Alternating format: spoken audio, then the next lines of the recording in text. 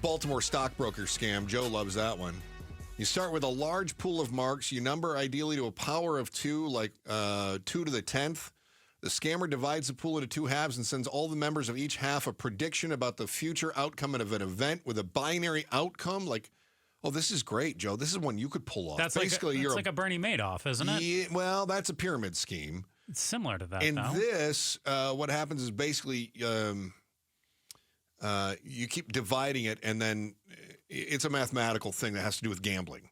Basically, you can do it with stockbrokers, but it's also what they call the psychic sports picks scam. It's also as well. highly illegal. Well, yeah, I mean, anytime you're committing fraud, it's frowned upon. Yeah. Is it fraud if somebody says, "Give me money to pay for my kid's funeral"? Their kid really died? Yes. No. 4 years ago. Oh, did they bury their kid? Yeah. Then it's fraud. Okay. All right. A lot of people are wondering whenever they see someone standing by the side of the road saying, "A funeral, our child was 6 years old and died of cancer. Please send us money." Is that legitimate? Arizona's family was investigating a group at 32nd Street and Thomas to 27th Avenue and Camelback. So that's Central Phoenix, right? North Central?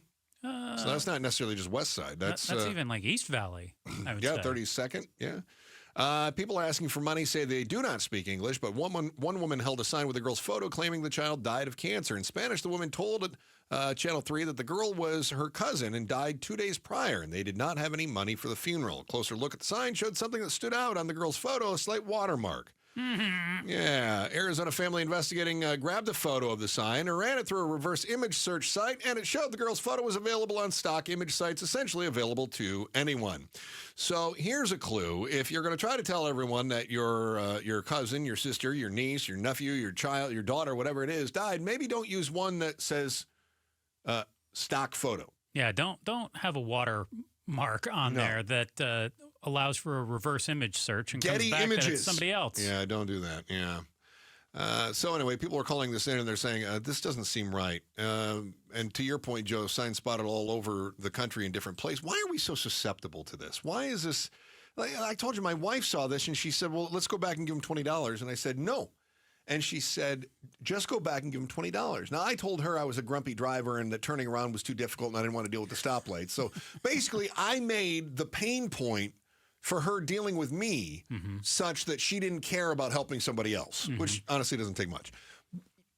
Why is it that people go, turn around, let's go give them $20? The biggest reason, I think, is we want to believe in the good in other people. I agree. Someone wouldn't have the gall to lie about a friend or family member passing away, would they? They wouldn't ever do that. Seems bold. I mean, your wife, she said it all in one sentence of, hey, turn around, I'll feel better. Even if it is bogus. She felt like she was still giving and she would be absolved. She'd have a clear conscience because she's just trying to help. Right. And she also said, we can afford the $20. She said, they may not be able to.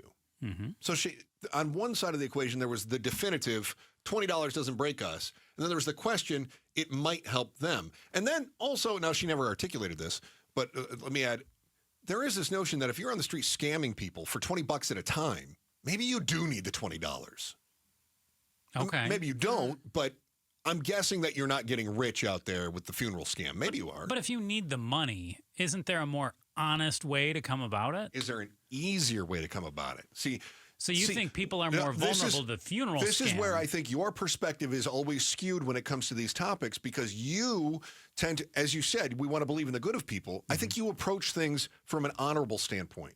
Yeah. I think that you have a conscience that not everyone does, and so it's difficult for you to fathom how people behave this way. Chris, I've been scammed before, though, by people who I knew. Like, I've given them money, and then they haven't paid me back. But I would ask you then, isn't there a more honest way for them to get that money? Than to ask? Than to steal it from you? Oh, of course. They could just tell me they need it, and they won't be able to pay back. Well, because they want the money. Okay, so you just answered your question from earlier. Yeah, there are more honest ways, but are there easier ways to do it? It's It's what we call a quick score in the business. And the way I'm still able to sleep as well as I do at night is I tell myself, yeah, they did need it better than me, and the karma will catch up to them. Okay. Yeah.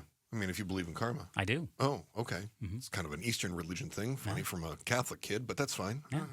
Screen. Well, okay. It'll come around. At some point, they'll get warts or something awful. Oh, that's good. Yep. Do you feel guilt if you don't make the donation? We had, I don't know if you guys remember this, it was a few months ago that I was in here and I was actually kind of racked with guilt because I was at a gas station. And a guy came to me. Yeah, a guy came to me and he said, can you help me out? I need a little bit of gas. My truck is just up the way here. I left my wallet. It's back in Mesa. And I said, well, let's go get you a gas can. And he says, they don't have any in the gas station. I already checked. And he was hanging out there. The guy didn't look scuzzy. He didn't look scammy. Now, again, a good scammer doesn't look scammy, right? Mm-hmm. They planned ahead. He looked like he had been there a long time and was tired, though. Like I told you, I felt actually kind of bad. I said, I will drive you to Mesa to go get your wallet. I was running out of time, so I couldn't do that. But I wanted to help the guy out. But as I got here, you guys said, no, that's a scam. That's a scam. You were both pretty sure of that it was a scam. But obviously, here we are months later, I'm still remembering this thing, right? Yes. So I feel guilt when I don't help my fellow man. There's a family. I'm talking an entire family, little kids, like 2 little kids and the wife, and they sit on a street corner that I go by on the weekends. And the dad is out there holding up a sign, help my family, we've fallen on hard times. Every time I go by, I look at the little kid and I go, please don't step out in the street. I mean, it's a busy intersection, and this is a toddler. And I go back and forth from, are you scamming everybody? You've literally brought the entire family out to sit on the street corner? Yeah.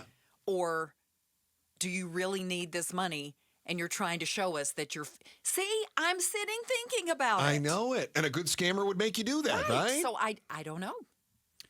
I get really upset when I see the little kids involved in it, too. Right. And dogs for me. But dogs, too. It makes you more likely to give, too. Yes, it does. Yes. I remember I was going to Disneyland a few years ago, and someone outside of the park had a child with them. Girl couldn't have been more than 3 or 4 years old.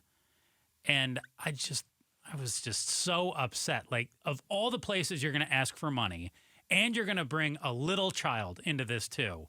That's just awful. Perfect place, right? No, I didn't give them money. Well, it's possible, though, in that case, that they told their kid, let's go to Disney World.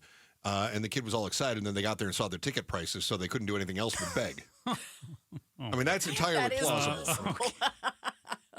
You're right. I think there's something else that it says that we are susceptible to these scams. And that is, it was a bit more nuanced when I told you the story about my wife saying we can afford it. Mm-hmm. And that is, how bad are our personal finances if we fall for scams like this?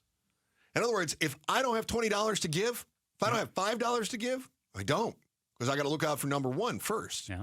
Right? Yeah. So things, as much as we complain about the cost of everything, how bad can they be if I'm giving it away, even though there's a pretty good chance that it's a scam, but on the off chance that it's not, I want to help somebody else out. Well, how bad are things for your mother-in-law? You said that she would give anybody money for bingo. Oh, yeah. They're not bad at all because she's got kids that feed her bingo habit. Okay. Yeah. There's somebody who she gives back, by the way. I don't want to make it sound like my mother-in-law is a leech. My mother-in-law is a very kind person who will donate all of her time to the family. There's someone I know who's elderly out here, lives in the West Valley, is not destitute by any means, but definitely not wealthy. Came into a little bit more money because they sold their car recently because they can't drive anymore. But they still, I believe, would try to give to somebody. And it's like, you need the money to take care of yourself. Yeah. Why are you giving that money to other people? And I think we look at those who are begging on a street corner and say, they clearly have less than me. Thanks for watching The Chris and Joe Show. Click to see more from Chris and Joe and tap the button in the middle to subscribe to KTAR News.